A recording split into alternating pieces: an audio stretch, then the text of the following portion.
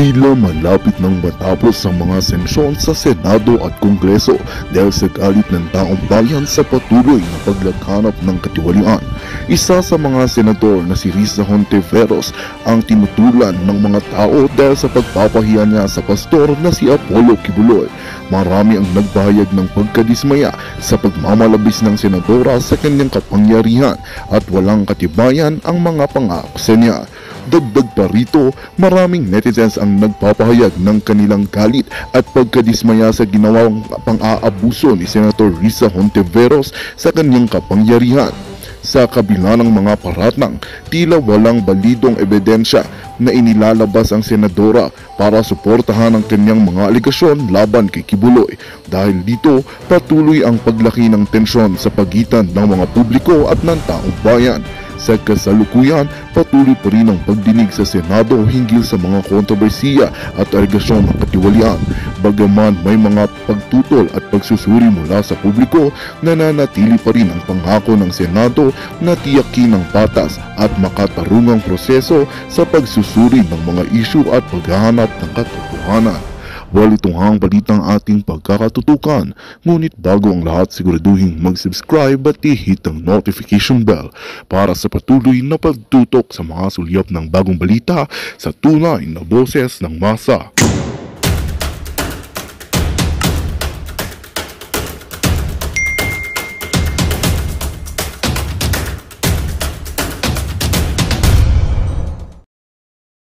Kayo, ang ginagawa nila kay Pastor, dagdag yon sa problema ng administration. Dagdag yon sa rason kung bakit isara ang Kongreso at saka Senado. Dagdag yon kung bakit dapat mag-declare ang taong bayan ng isang araw. Ayaw na namin, lalabang kami kahit anong mangyari. Ayan po mga kaibigan, darating ang araw guys, no? Balang araw, lalaban po, no? Lalabas ang mga tao at lalaban po kahit anong mangyari guys. Darating naman talaga yan. Ang sinasabi po dito na kay Petendado mga kaibigan, ito pong Senado guys, or ito pong Kongreso, pag hindi talaga sila tumino guys, kayang-kaya po talagang ipasaraya ng mga tao. Dahil sabi nga, ang pinaka-supreme, ang pinaka-may power na supreme mga kaibigan, ang tao. Kasi ang tao po ang bumoboto sa mga opisyal. Kaya pag talagang napuno na po ang mga tao guys, katulad ng nangyari kanina, sobrang dami, di ba? Sobrang daming mga spectators, mga supporters, halo-halo na po guys, no? Talagang dinagsa po kanina sa harap po ng Senado guys, dahil po sa nagkaroon ng hearing, at ang hearing na palpak, no? Natalo po sa hearing si Risa, panalo po si Pastor kanina guys, no? Victorious. So katulad po nangyari kanina mga kaibigan, dinagsa po ng tao, libo-libo. Umpisa pa lang yan mga kaibigan. Nag-uumpisa pa lang. Wala pa tayo dun sa bigger event. Wala pa yan guys. Patikim pa lang yun kanina. Pati yung nangyari kahapon, no? Na nangyaring malakihang rally din sa Liwasang Bonifacio sa Maynila, sa harapan po ng post office. Sobrang dami din ng mga tao dun. Guys, estimated 10,000 katao. Tas kanina din, estimated 10,000 katao din. Eh siguro, sobra pa siguro sa 10,000.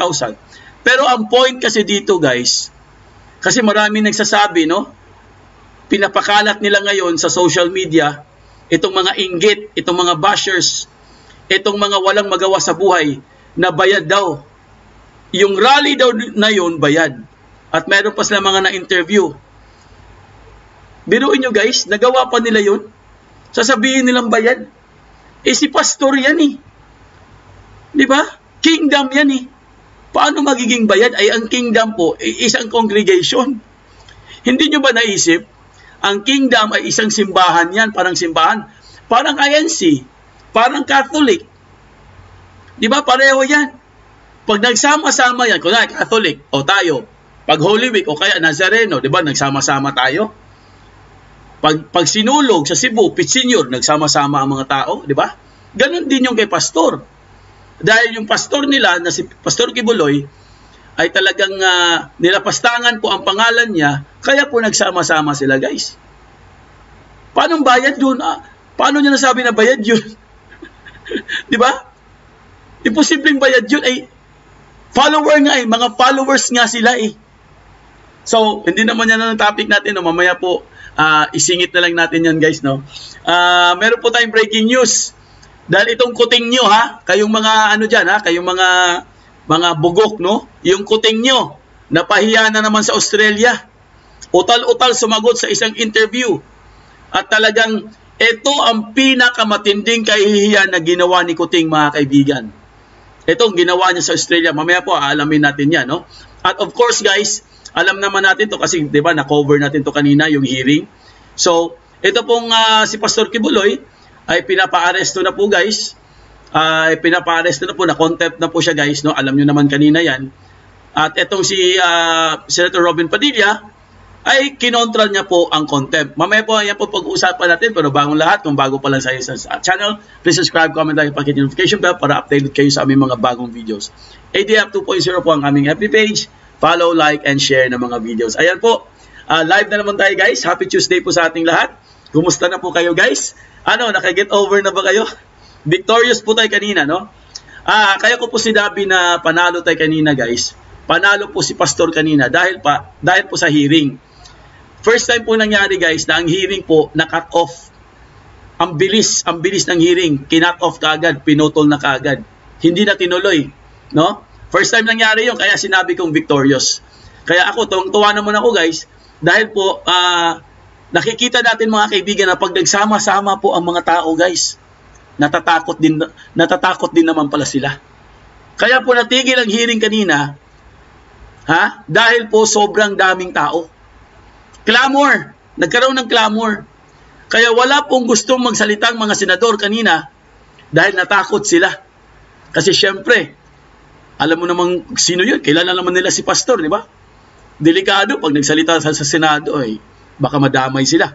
Kaya ang nangyari mga kaibigan, solo flight po itong si Risa kanina. At di ba napanood naman nating lahat? Solo flight, para bang may sakit siya mga kaibigan na parang ayaw siya lapitan ng mga kaibigan niya. Iniwan po sa ere itong si Risa doon sa hearing. Tama lang yun.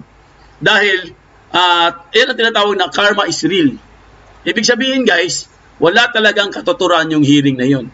Pero ito meron po tayong breaking news. Isingit din natin to guys. Magkakaroon na naman ng another hearing. Sus Maria Joseph, ano ba yan? Another hearing na naman? Walang kadala-dala mga kaibigan. Magkakaroon na naman ng another hearing. At ito pa ang sabi niya guys Ito pa ang sabi niya ni Risa. Marami daw testigo na lalabas. Maraming testigo na lalabas? Kanina nga, 2 lang testigo mo Mali-mali pa. Marami daw testigo na lalabas sa susunod na hearing. Narinig ko na yan, sinabi mo na yan dati, di ba? Natandaan nyo? Sinabi sa balita, marami daw testigo ang lalabas. Pero ang nangyari kanina guys, 2 testigo lang, sa abroad pa. Pinagyabang pa niya, di ba? Sabi niya, wala daw mga mas, wala daw alias, hindi daw sila gumagamit ng alias. Pero nasa abroad naman. Ganun din yun. Di ba? Anong klaseng mindset yun? Pinagyabang pa, walang mga mas to walang alias to Oo nga. Pero nasa abroad naman. Sus Maria Joseph. So, ano kaya ang susunod na hearing? Ano na naman kaya ipapalabas dito? Kaya abangan din natin yan guys, no? Pero syempre guys, bago po natin pag-usapan natin issue ngayong gabi, binigyan ko lang kayo ng insights sa mga nangyari kanina. Yung mga hindi po nakapanood, i-replay nyo na lang guys andito po sa ating vlog. Okay, so mangungumusta muna tayo sa ating mga kababayan dyan sa abroad, ang ating mga bagong bayani, ang mga OFW, syempre, hindi natin makakalimutan yan. Saludo po kami sa inyo dahil po sa inyong masipag, no? Mga masisipag kayo, trabaho para sa inyong mga pamilya. Dahil syempre guys, no? Kaya po tayo nag-abroad, no? Kaya po tayo lumalabas dito sa Pilipinas dahil alam natin walang trabaho sa Pilipinas. Kaya nga sabi ko sa inyo guys ang ating mga OFW, ang mga totoong tunay na mga bayani. Mga bayani po sila mga kaibigan. Kaya sana po nasa mabuti kayong kalagayan ngayon, nasa mabuti kayong kondisyon. Okay? Siyempre, kumustahin din natin mga listeners, mga viewers, ang ating mga subscribers, mga members. Magandang gabi po. Eto naman, live na naman tayo. Kanina, Sobrang walang kwentang hearing. Nakakahelo. Yung hearing kanina nakakahelo. wala sa tamang hulog itong si ano eh. Si Risa kanina eh, no? Ang labo, no? Gulo. Bakit gano'n yun kanina? Hindi ko maintindihan. So, syempre guys, babatingin muna natin ating mga suki ngayon, no? Bago po tayo mag-umpisa. Pasensya na kayo, ha? Quick shoutout lang po tayo, guys, ha? Ayan po, andito po si Nena Esteban, si Marley Enero, si Bian, si Al Bigata, si Tessie Panergo, Cat Lover, Sande Escolano, Marley Enero, ayan. Hello, Biota Galban, ayan. Elizabeth Perpignan, Mara Valdez, si Sonia Quickmore, Erlinda Dorano, si Banderas Bong, si Jenny Jarumay, Teresita Lim, si Adonis Fausto, ayan. Krista Bello, Victoria Galvez, Jenny Jarumay, Rene Antipolo, sino pa? Si Vivian Gonzalez, andito din. Si Vito Quirol, si Gorgonia Triviana, si Tisoy Roa, andito din mga kaibigan. Si Leia Devich, sino pa? Ayan po, no, mamaya po guys, babasahin po natin lahat ng mga comments nyo guys, promise po yan. Belen Kadangan, Sagban SG Abra, Alfonso Jurado Jr., Nena Esteban, Naomi Paloma, at si Cat Lover po. Leonida Fotosa, Victoria Galvez, Cynthia Feliciano, Jessica Habber, ayan, Brett Bola Daco, Zenaida Fuerte, Zen Scrazo. Ayan po mamaya guys, no? Promise po, babasahin po natin yung mga comments nyo at mga tanong nyo guys, ha? Sa bandang dulo na yan, kaya kailangan nyo magtanong at kailangan nyo mag-comment para mabasa po natin yung mga comments nyo, okay? Ayos pa tayo dyan? Eto na, umpisahan na kagad natin guys. Anong nangyari kay Kuting doon sa Australia? Unahin na kagad natin kay Kuting, no? Anong nangyari kay Kuting sa Australia mga kaibigan? Napahiya po siya guys dahil sa isang interview. Ito po, pakita ko lang sa inyo yung updates, no? Para meron po tayong source. Ayan po, isang ABC na journalist sa international journalist po mga kaibigan ni si Sarah Ferguson. Ayan po, unang-una guys, nagtanong lang naman siya. Okay? Itong journalist po nagtanong mga kaibigan. Simple lang ang kanyang tanong guys. Alam mo na, di ba? Alam mo na si Kuting, kunwari magaling, pa-English. Okay, ang tanong ganito. Okay, basahin po natin ha. Nakikita naman sa screen eh. Ang sabi dito guys, ayan, temporary court judgments, okay, temporary court judgments daw, have acknowledged the atrocities that were committed as well as the plundering, sabi niya plundering, ayan, of the country's resources.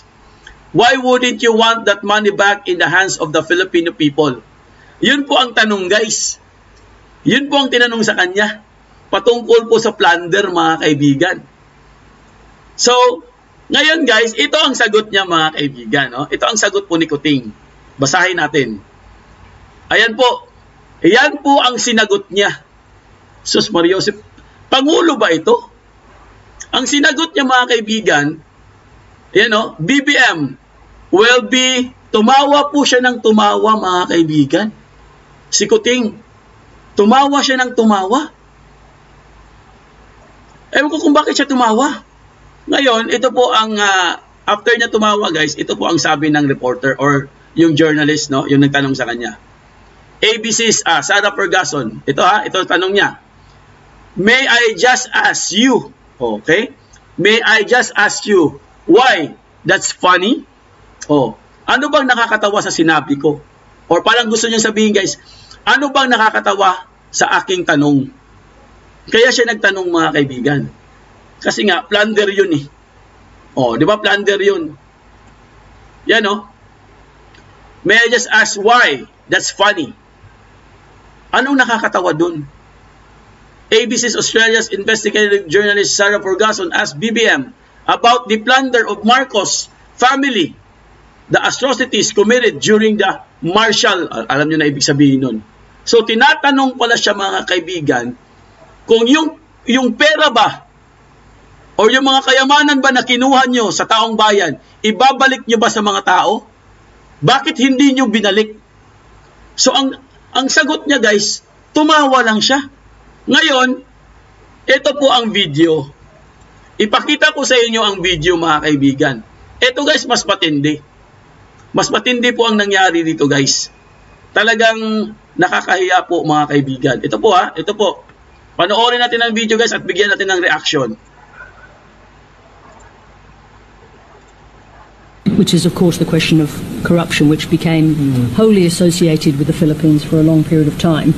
I think contemporary court judgments acknowledge the atrocities that were committed, but also the plunder of the country's resources. Why wouldn't you want all of that money back in the hands of the Filipino people? Well, we the narrative. May I just ask you why that's funny? Where that? Why that's funny? I'm asking you a question about the plundering of large sums of money from the Filipino people. I'm thinking that maintains, that idea maintains, because I take exception to many of the assertions that have been made, and I think we have since the cases were filed, the government fell. Cases were filed against me, my family, the estate, etc. And up to now, we have found the assertions that were made, we have shown to be untrue. Quite a lot of money. I think 5 billion was already recovered. I guess the question is just this: do you not want to see all the money that was taken returned to the people? We have signed. This family has signed a quitclaim. Signed many quitclaims.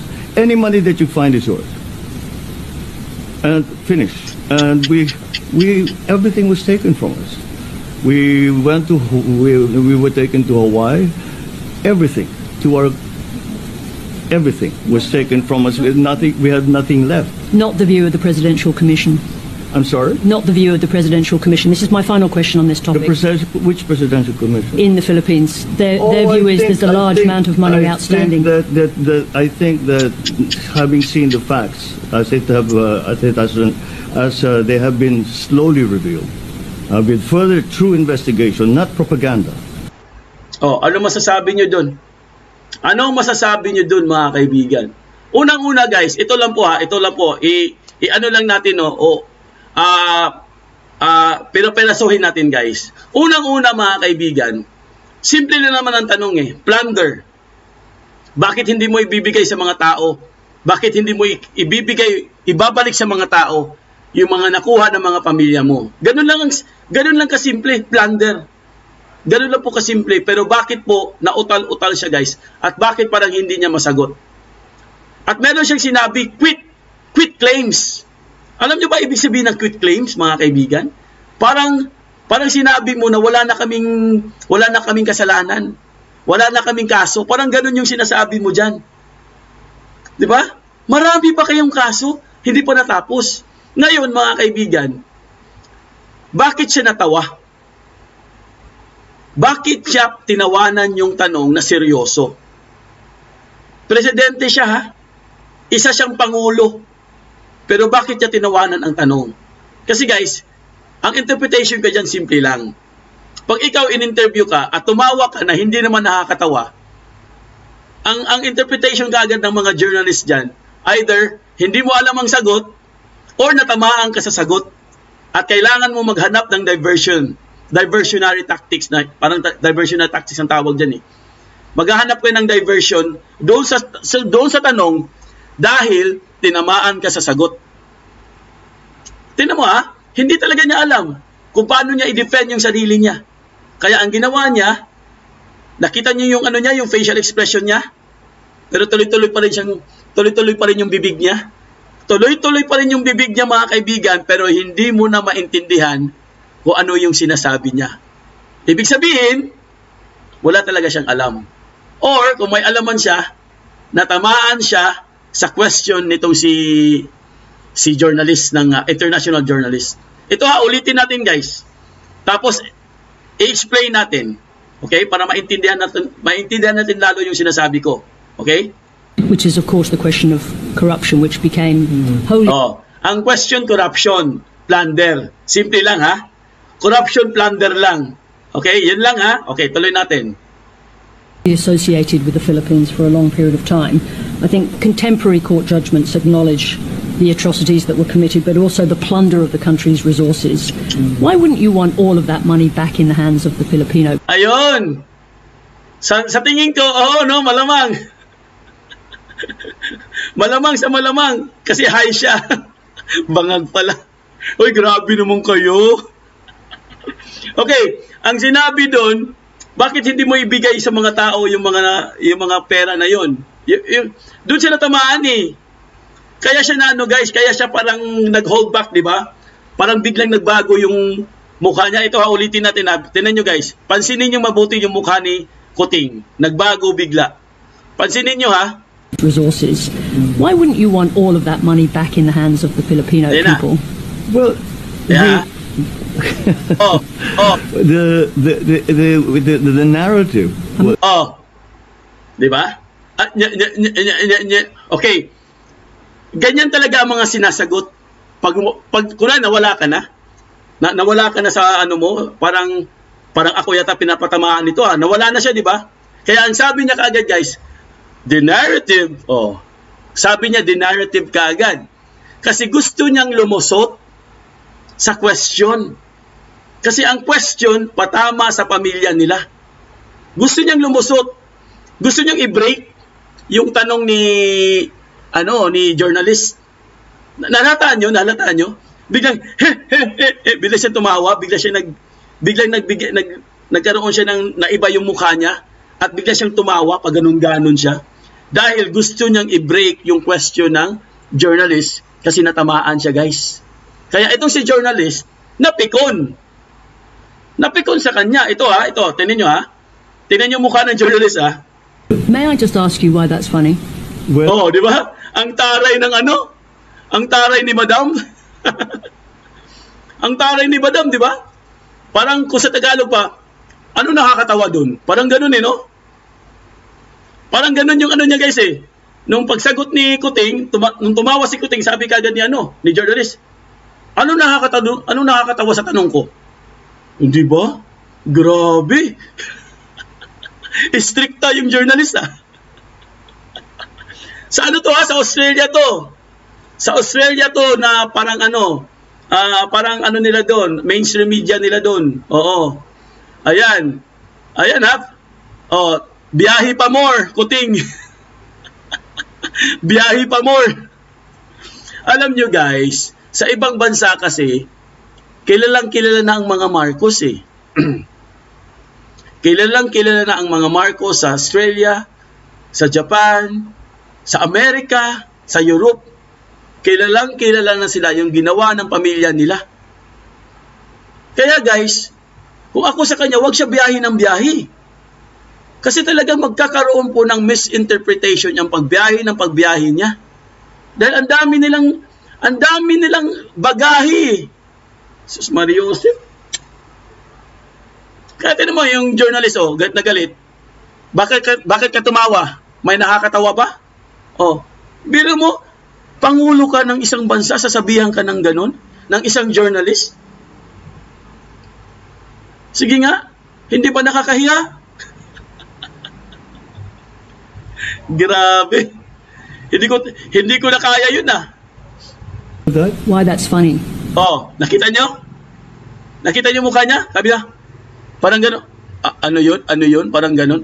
Ano yun? Parang gumanon siya Kung sa Tagalog pa, ano yun? Kasi sinabihan siya Ano nakakatawa sa tanong ko? Sabi niya, ano yun? Doon na nagbago. Doon na nagbago lahat ng kanyang aura. Yung aura niya kanina, patawa-tawa, ngayon na iba na. I'm asking you a question about the plundering of... Wala na. Gumanon na siya, guys. Si Kuting, gumanon na. Ibig sabihin, pag gumanon yung tao, in-interview ka, tapos gumanon ka, parang parang nag-layback ka na. Ang ibig sabihin yan, nahuli na siya, guys. Huli na siya. Nahuli na siya sa kanyang yung defense niya, guys, nahuli na, natalo na siya sa journalist. Kasi gumanon na siya Ibig sabihin, seryoso po tayo, Mr. President. Yun ang ibig sabihin nun. Which is, hindi niya nakuha. From the beginning ng kanyang interview, hindi niya nakuha. Kasi nga, akala niya guys, alam mo na, tawag dyan, blitzkrieg eh. Alam niyo ibig sabihin ng blitzkrieg, di ba? Sudden attack. Ganun talaga ang ginagawa ng mga yan. Kasi nga, may mga advocacy din yan eh. Mga advocates yung mga yan eh. Yung mga journalists doon sa ibang bansa. Matindi po sila doon guys. Matindi sila to magtanong sa kanilang mga mga opisyal doon. Oo. Yes, Norma Jalaba. Nagbago ang kanyang body